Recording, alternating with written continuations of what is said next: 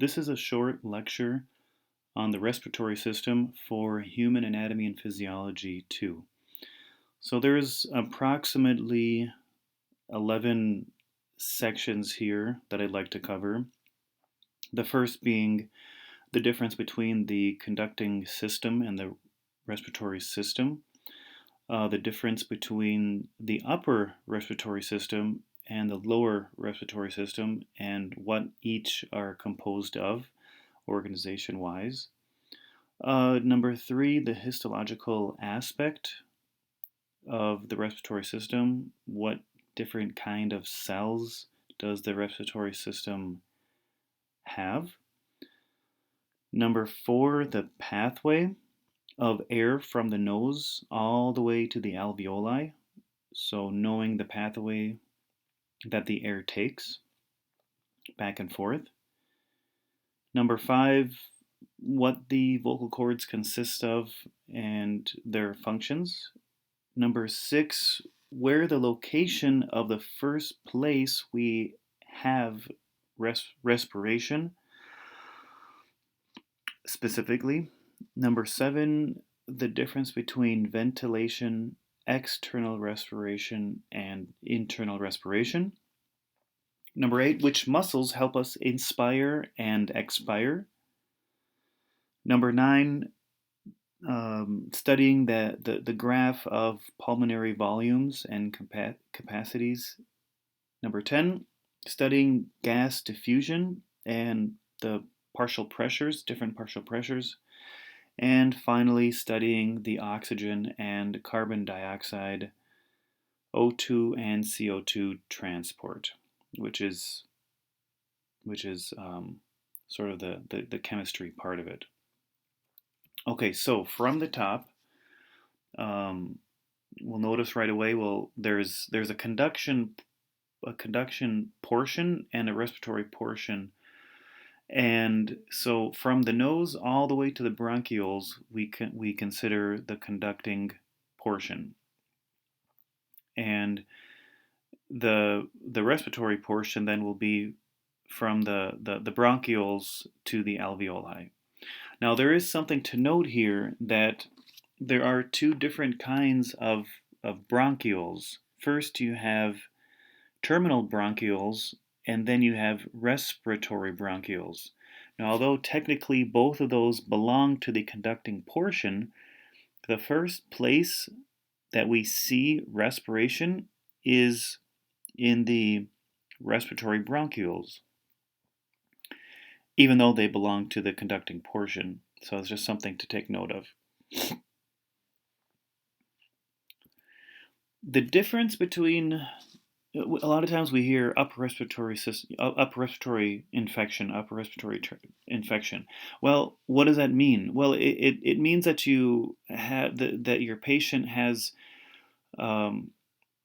an infection either in the nose or the pharynx, the nasal cavity, the sinuses, or the pharynx. This is what the upper respiratory system consists of. Whereas the lower respiratory system begins with the larynx, that's the voice box, and the trachea, the bronchi, the bronchioles, and the alveoli. So remember which of these smaller subcategories belongs to which system, the upper respiratory system or the lower respiratory system. You have the nasal cavity, the sinuses, and the pharynx, that's the upper, and then the larynx begins with the lower respiratory system, and then from there you have the trachea, the bronchi, bronchioles, and alveoli.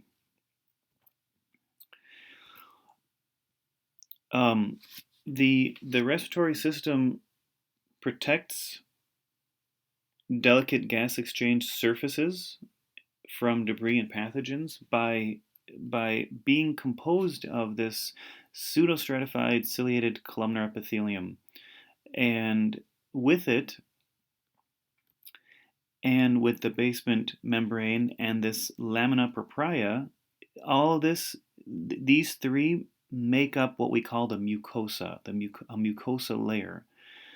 And this pseudostratified ciliated columnar epithelium contains these goblet cells if you remember from Anatomy and Physiology 1, these goblet cells, they secrete mucus, and um, this mucus then lines the the respiratory system. It lines the trachea, and so the cilia that is just beneath the mucus now is able to do this sweeping motion up superior and trapping, and of course this mucus is now trapping pathogens, anything that might be a threat to the body. And so this is called the a mucus escalator. These cilia sweeping this mucus, and so the pathogens then get trapped, and it goes up, up, up, all the way out. Or you can swallow and go, and it can go down. It can go up the trachea, and then down the esophagus, and then the pathogens go down the esophagus, down to the stomach, and then the acid will take care of any potential threats. So that's the mucus escalator.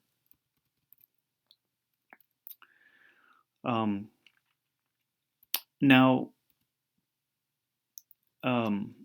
as we talked about a little bit about the pseudostratified ciliated columnar epithelium, of course, in the mouth we have the stratified squamous, very, very, very thick layer, non-keratinized, but a thick layer. That way, the mouth and the lining of the mouth can take a lot of stress and friction. You don't bleed every time you take a bite of food. The alveoli contain mainly simple squamous, a very, very, very thin lining, and every once in a while you'll find these cuboidal as well. But mainly this simple squamous, very thin, and this makes it very easy for gas exchange, for O2 and CO2 gas exchange. So from the very, very outside, from the beginning to the end, we have the nasal cavity. You have the nose, you have the nasal cavity, you have and then as you go a little bit deeper, we have the paranasal sinuses, these meatuses, and in these meatuses we have these conchi, which are these passageways that provide that allow the air that enters the body to swirl and warm up, and to moisten, and trapping airborne particles and pathogens. And so you see it there, these little in the center there, these little curly Q passageways. If you see that, those are the conchi formed by the ethmoid bone. And so you have the nose, you have the nasal cavity, and then you have the pharynx. The pharynx can be divided into the nasopharynx, the oropharynx, and the laryngopharynx. You see that on the left-hand side. The pharynx, and with this view here, you can actually see the if you look in the nasal cavity, you see those three finger-like projections. Those are the conchi that we were talking about. Those are the conchi. Okay, so air goes in through the nasal cavity, and then it hits the nasopharynx, just that little area just above the soft palate, and then it continues down into the oropharynx, which air of course also can be taken in by the mouth. So you have the oropharynx, and then it continues to move down to the laryngopharynx, which is the area just posterior to the larynx. If you go forward, then anterior, then the air can go into the larynx and to the trachea and continue. And of course, air can also be taken down into the continues straight down into the esophagus. So that's the beginning of the esophagus that you see. So you have the trachea anterior and posterior is the esophagus. Of course, we swallow air as well. So be familiar with being able to divide the pharynx into nasopharynx, oropharynx, and laryngopharynx. In the nasopharynx, you should only have air. In the oropharynx, you can have air and food and water. And in the laryngopharynx, you can also have all three, air and food and water.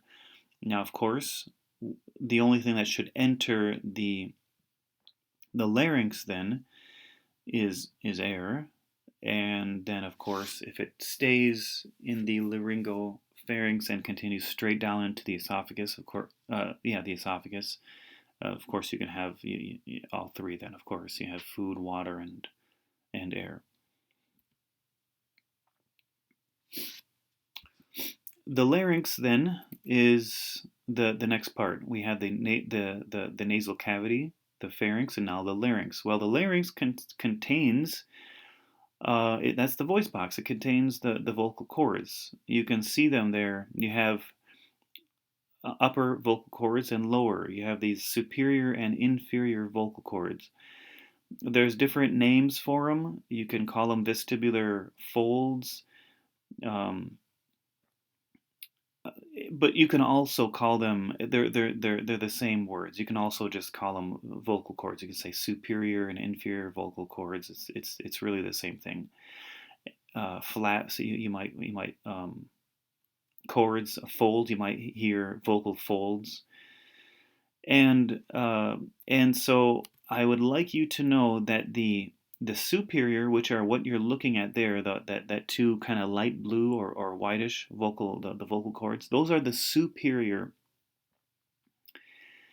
And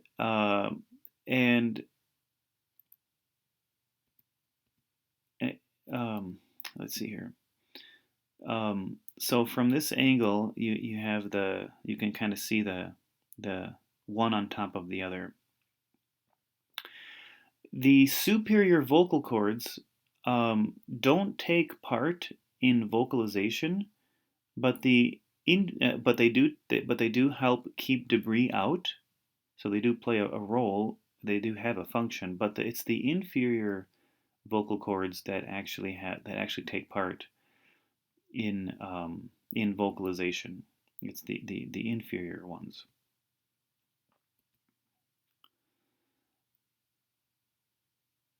And now next we have the trachea. If you notice, the trachea is lined by cartilage. The trachea has these cartilaginous C rings shaped in a C. This way, because it's partly made out of cartilage, the trachea can remain open. The airways are open at all times. They never fold. If you look on the right hand side there, the big lumen, the big tube, that's the trachea, but the esophagus, just above it, you see that's the esophagus. The esophagus is it's flattened. It doesn't need to stay open. It only opens up as food passes through. But the trachea is always open, and how does it stay open? By these cartilaginous C rings. Now, when food does pass through, the esophagus is able to expand into the trachea because the cartilage isn't a full circle, it's a C. And so there's an open spot where the esophagus can expand into, and this is safe because when you swallow, you are not currently breathing. You don't need the air at the moment. When you swallow, it's either you're breathing or you're swallowing. You can't do both at the same time, and therefore the esophagus is able to expand into the trachea without any harm. So that's the idea of those cartilaginous C rings. That's the advantage.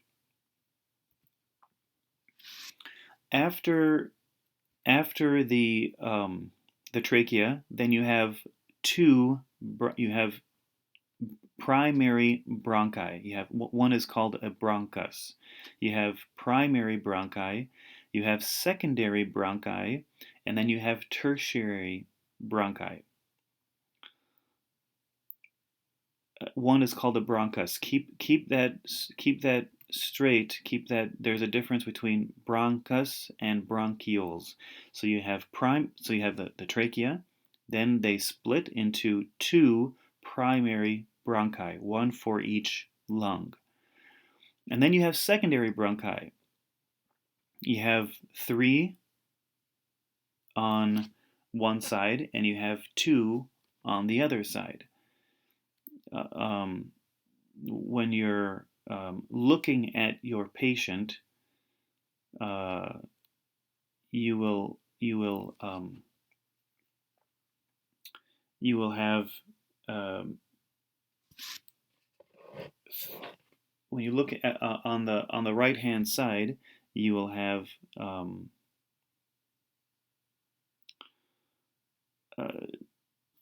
two bronchi, two secondary bronchi, and on the other side you'll have three for each of the lobes. And then you have tertiary bronchi. And now once the bronchi continue to divide, we go into bronchioles. And here I wanted to talk about the difference between the terminal bronchioles and the respiratory bronchioles. The first is terminal bronchioles. You can see them here in this diagram. And then as they continue, they become respiratory bronchioles. Even though they're still bronchioles, technically, this is the first place of gas exchange, the respiratory bronchioles. So first you have terminal, and then these give rise to the respiratory bronchioles. And then you have, even further, you have these alveolar ducts, and then finally you have the alveoli. And the alveoli are in little aggregates called alveolar sacs, but one is called an alveolus. Multiple are alveoli, and they're composed in a big ball are called an alveolar sac, composed of several alveoli, and that completes the pathway that air takes as far as the respiratory system goes, from the nose all the way down to the alveoli. Of course, air continues. It doesn't stop there. Air continues. It goes into our bloodstream then, into the pulmonary capillaries, and continues all the way down to each and every one of our cells, our systemic cells. Otherwise, what would be the point? It needs to transfer that oxygen to our cells, and as well as, of course, take carbon dioxide out.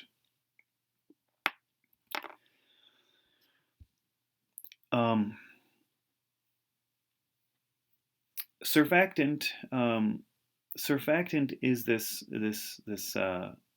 fluid sort of lining that prevents the lungs. The lungs always have some amount of air in them, even after we expire all the way out. Even if you breathe out all completely 100%, you still have 1,000 or 1,200 mils of air, and it's this surfactant that keeps the lungs, the alveoli, from completely collapsing. It's called surfactant. It's this sort of this fluid that you'll find in the lungs. Here's a diagram. You see this the alveoli composed of mainly simple squamous. These mainly simple squamous epithelium, and that's where you have most of the gas exchange. All right, we'll click forward a few, and there is a difference between the visceral and parietal. Visceral lining the organ, and parietal lining the inside of of each of our cavities. And since the lungs are in the chest, we call it the pleura. So the surface lining the actual lungs, outside of the lungs, is called visceral pleura, and the lining covering the mediastinum is called the parietal pleura.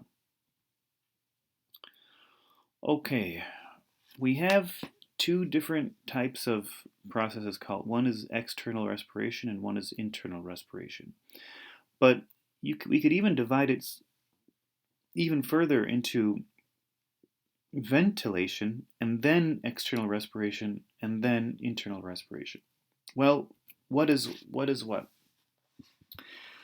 Well, ventilation is the gas exchange from the air outside to the lungs. And then external, we can say external respiration is the gas exchange from the alveoli, which is the lungs, to the pulmonary capillaries, which is also in the lungs. The pulmonary capillaries, the blood system now, the circulatory system, reaches the lungs, and so external respiration is the gas exchange happening in the lungs, from the alveoli in the lungs to the pulmonary capillaries in the lungs. Then the gas is transported in the blood all the way throughout every single cell in the whole body, all the way down to the last cell in your toe. There is where you have the third type of the third gas exchange, which is called internal respiration. Not the transportation now, not the movement all the way down to the toe, but once you reach the toe, as an example, there you have internal respiration, which is gas exchange from the systemic capillaries to the interstitial fluid, to your systemic cells. So there's ventilation, external respiration, and internal respiration. I'd like you to be familiar with three different muscles that help us breathe. Two for inspiration, for breathing in, and then one for expiration. So, diaphragm is a big muscle for inspiring. The diaphragm sort of looks like a, I guess, umbrella. It's like an umbrella when you have expired, when you're just, or just when you're just sitting, not doing anything, and you're just kind of, and then when you inspire, when you breathe in, the umbrella, the diaphragm goes from this umbrella shape to a flat. It sort of pulls down when it contracts, and therefore it sort of forces air in through the nose by increasing the volume, by increasing the overall volume, because you go from this, imagine this umbrella and then somebody crushing the umbrella, somebody stepping on the umbrella. That's what the diaphragm will then look like once you've inspired. Now into a flat line, a flat from a dome to a flat line. Diaphragm helps us inspire, as well as the external intercostals. If you remember from A&P 1, the external intercostal muscles the external intercostal muscles help us inspire, as well as the diaphragm, and then the internal intercostal muscles help us to expire, to breathe out. There's the three muscles I want you to be familiar with. So, we have all different kinds of measurements for the pulmonary volumes.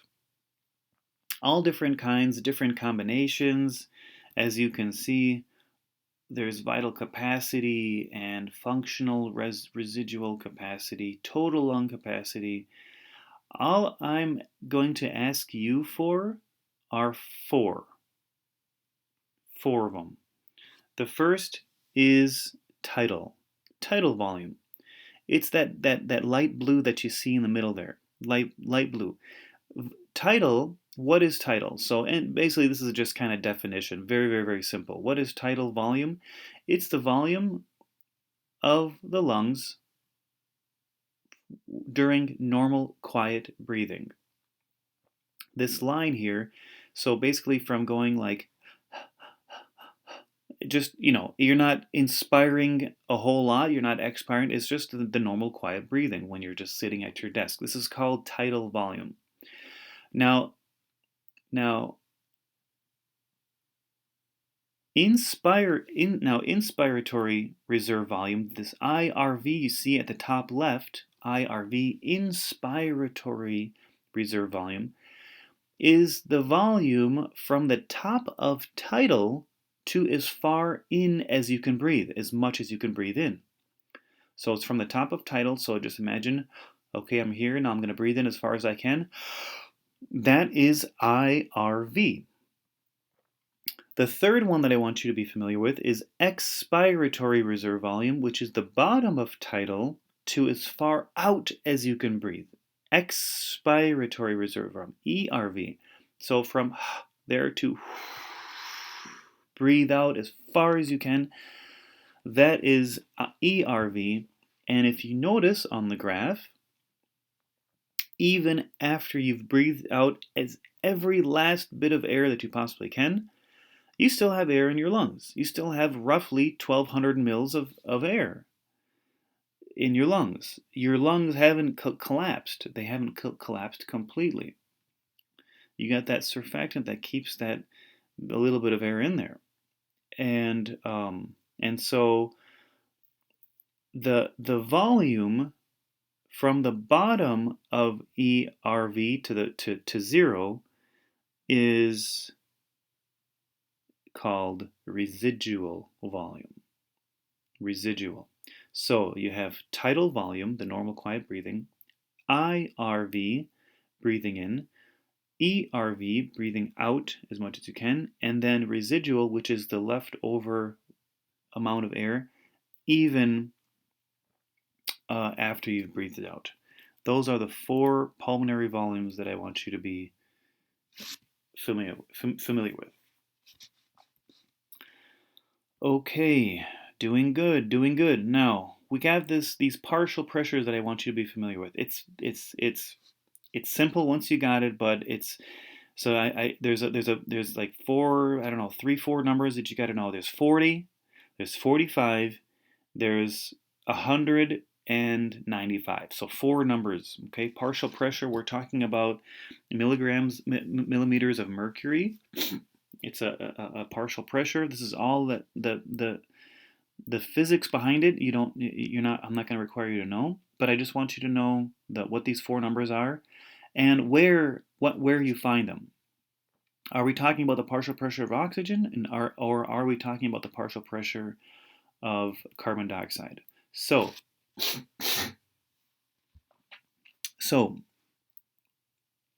let's take a look at this.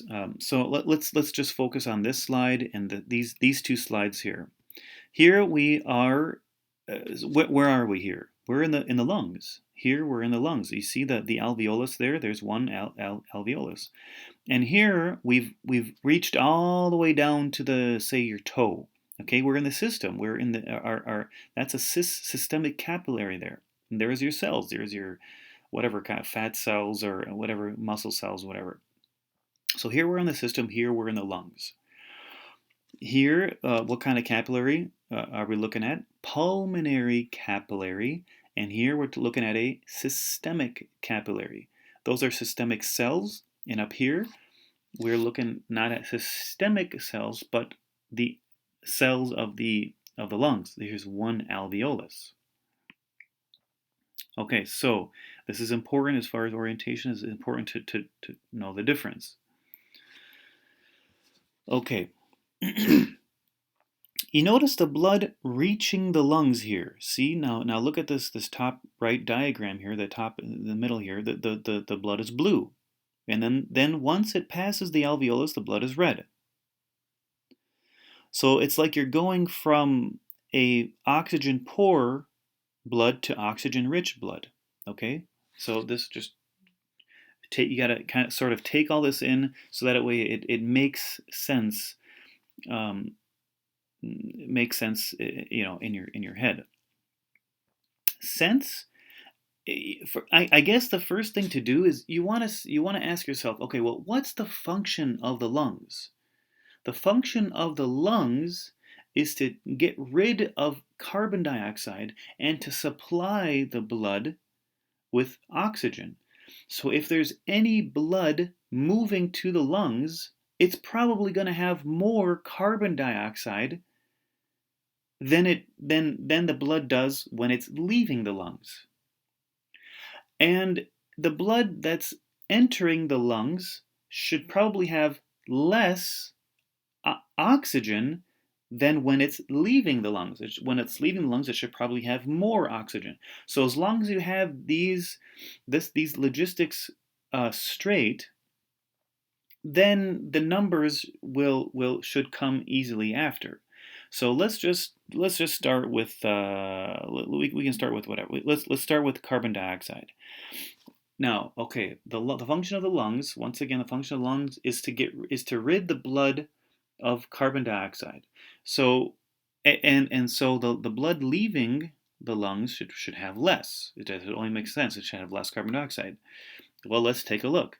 The partial, see the P there, that stands for partial pressure. So the partial pressure of CO2 reaching the alveoli has a partial pressure of 45 millimeters of mercury. The number is 45.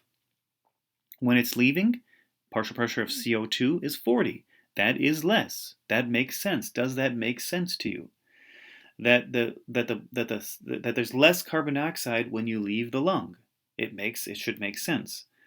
Once we reach now I'm going to click forward now. Once we've reached our destination now, here's our cells.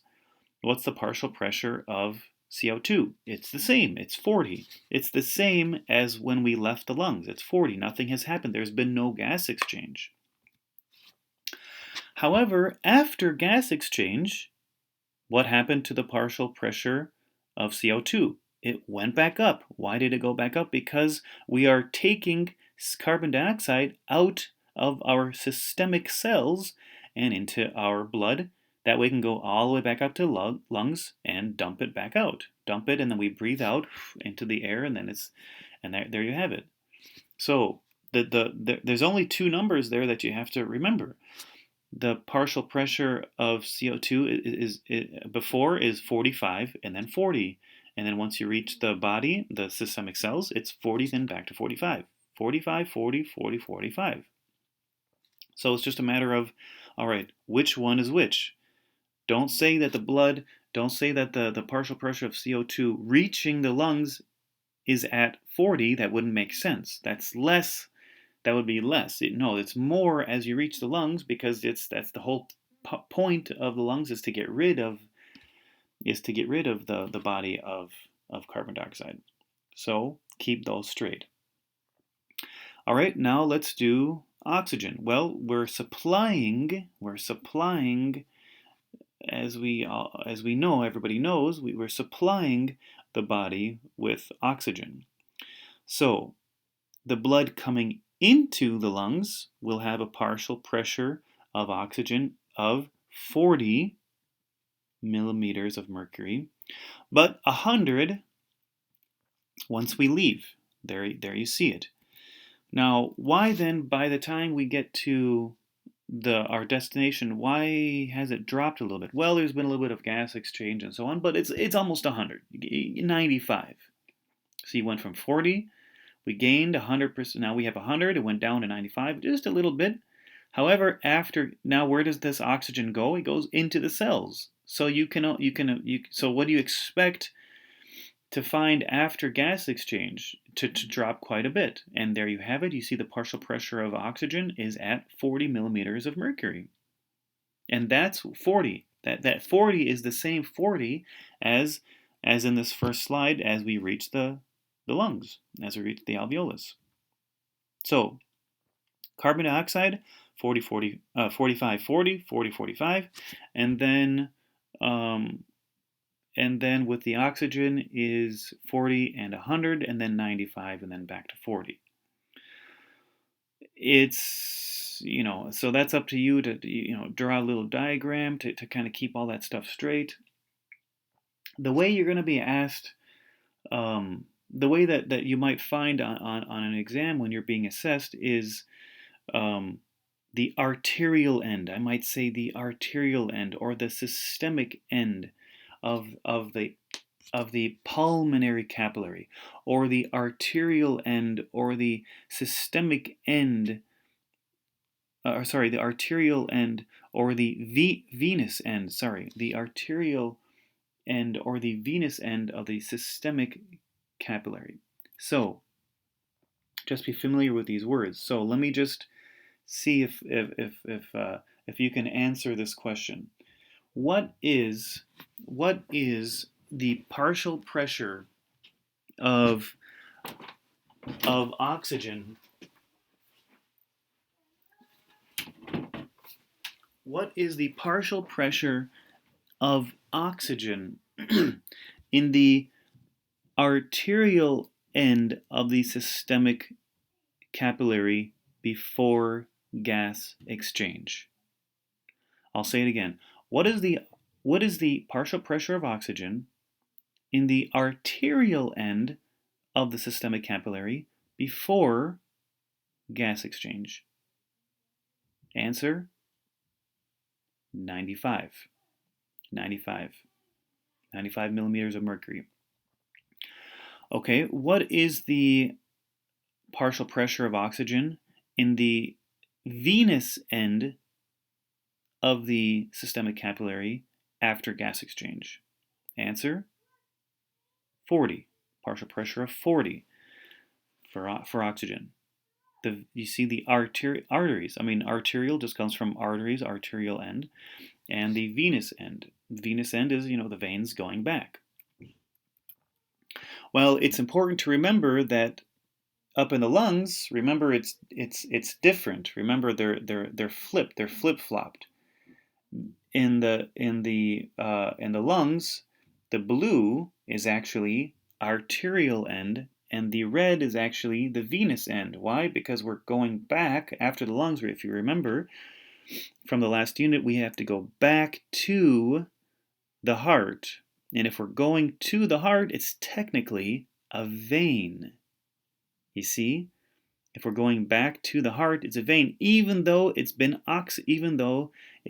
full of oxygen, even though it's oxygen rich. The vessels are oxygen rich. So the blue that you see is actually the arterial end of the pulmonary capillary, and the red side is the venous end of the pulmonary capillary. Keep them straight. There's a lot. There's 4 different places we're looking at here. There's the arterial and venous end of the pulmonary capillary, and the arterial and venous end of the systemic capillary. So let's just see here. Let's see if you can figure this out. I'll ask you another question. What is the partial pressure of CO2 in the venous end of the pulmonary capillary? Answer: 40 millimeters of mercury. Okay, so it's really not all that much, but it's just important to make sure you have you're oriented correctly. That way you can get you won't get mixed up or confused. Okay, hemoglobin. Most of our red blood cells are our red blood cells are composed mostly of hemoglobin, this quaternary protein here. And with this iron, it attracts oxygen and carbon dioxide. Okay, so the last piece is this oxygen and carbon dioxide transport. Oxygen is easy. Oxygen is really easy. Let's start with oxygen. So let's look at this top. We can just stick to this this diagram here to ask the questions. Okay.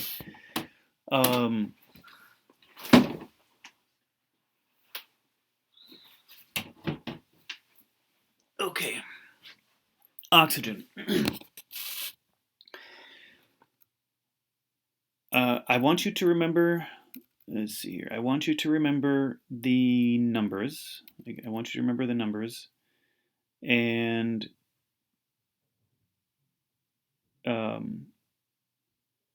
here we have 3 percentages of carbon dioxide, and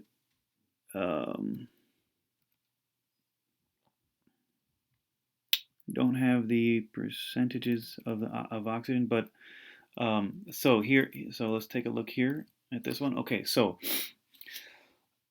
the percentage for oxygen that I want you to know is 98.5. So 98.5, most 98.5 of the oxygen that is transported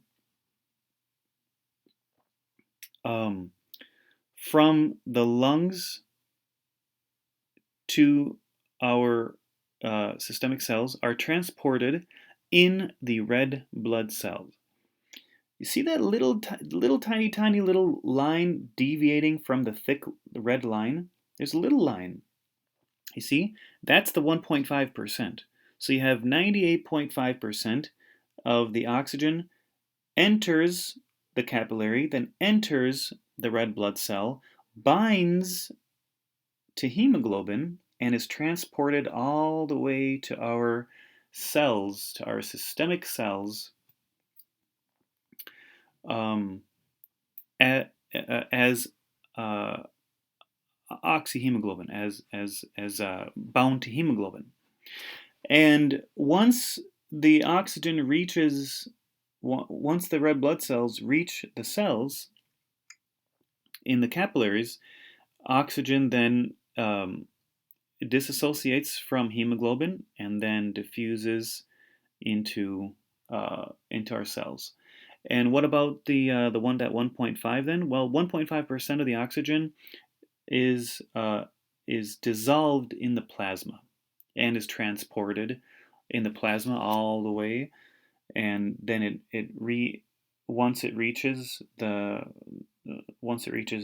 systemic capillaries, it is then able to diffuse into the cells. So 98.5% of the oxygen in our lungs diffuses and enters the red blood cell and is transported all the way. So fairly simple, okay? Fairly simple. 98.5 red blood cells and 1.5 diffuses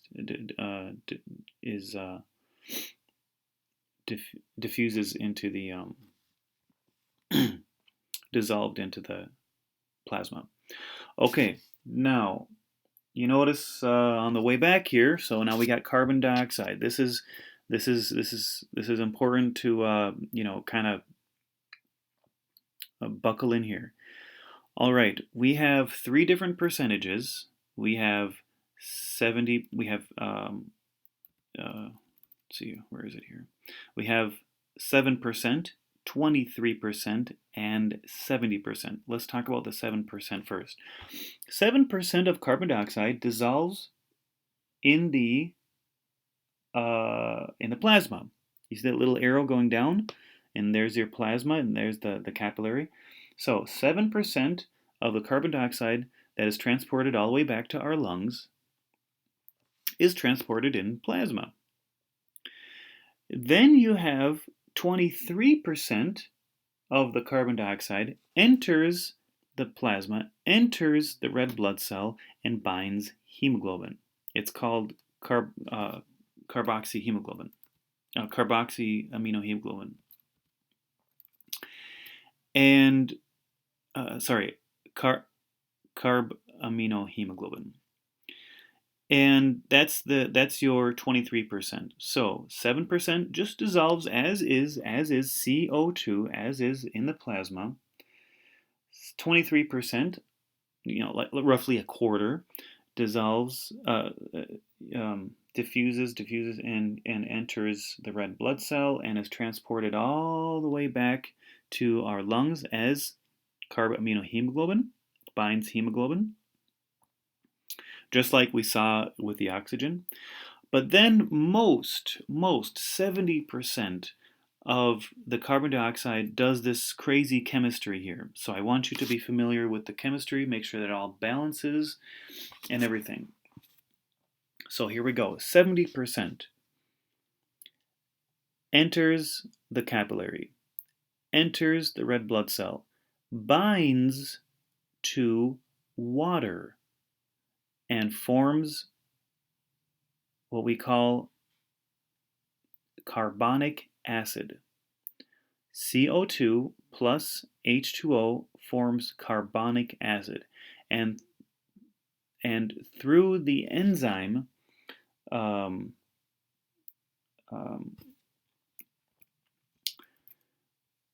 through the enzyme carbonic anhydrase. Okay, it does this through carbonic anhydrase. And then this carbonic acid then immediately dissociates into hydrogen, this hydrogen ion, and our baby now, which is called bicarbonate. This is our puppy now, bicarbonate. This is this is why the blood is such a good buffer. This is how the blood is able to stay between 7.35 and 7.45 pH.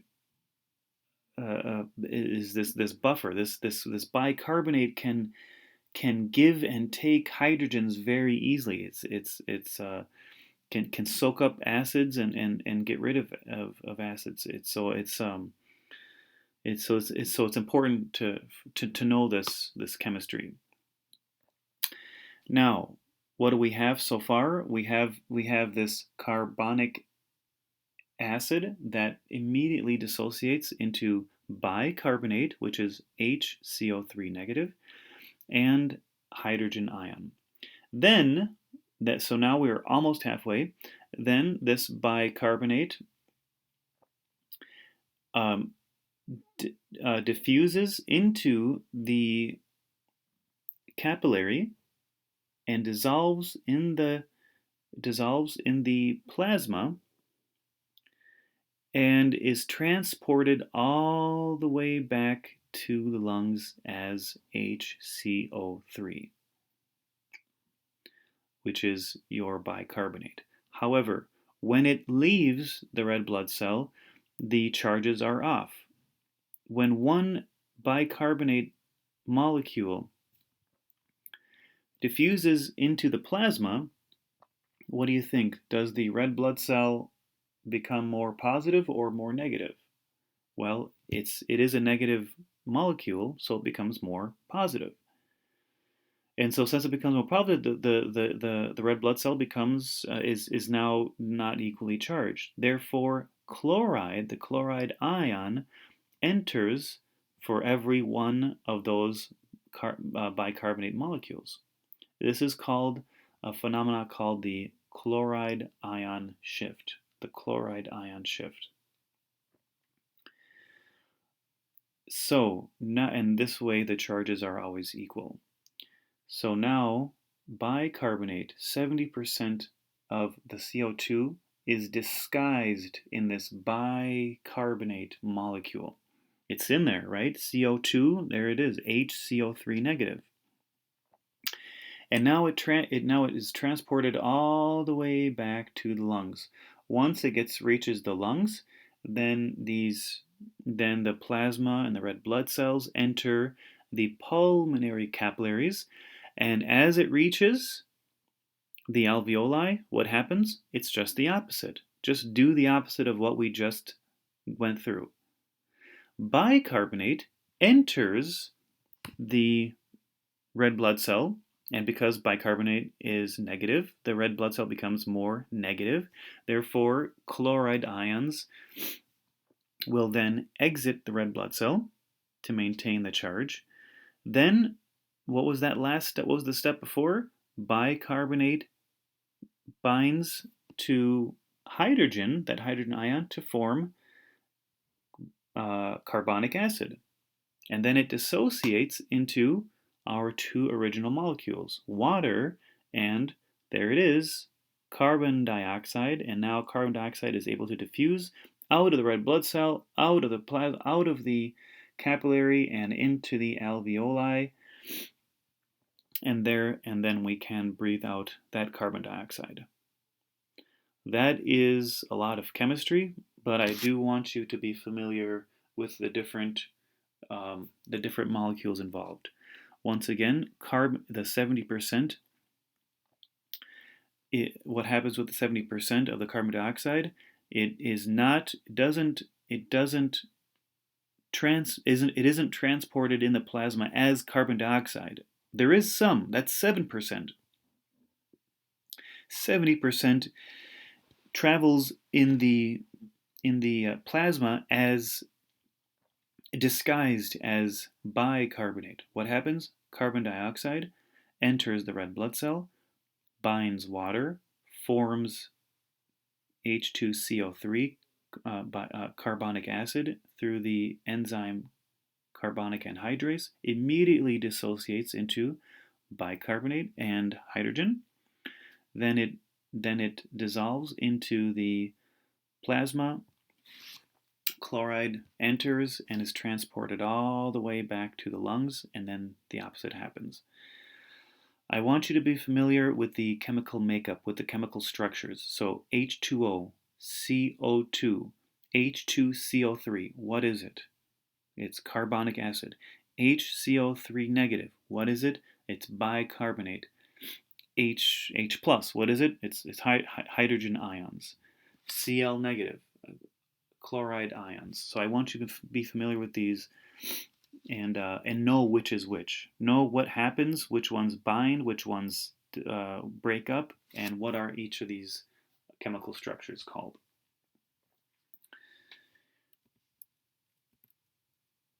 That concludes what you need to know for the respiratory system.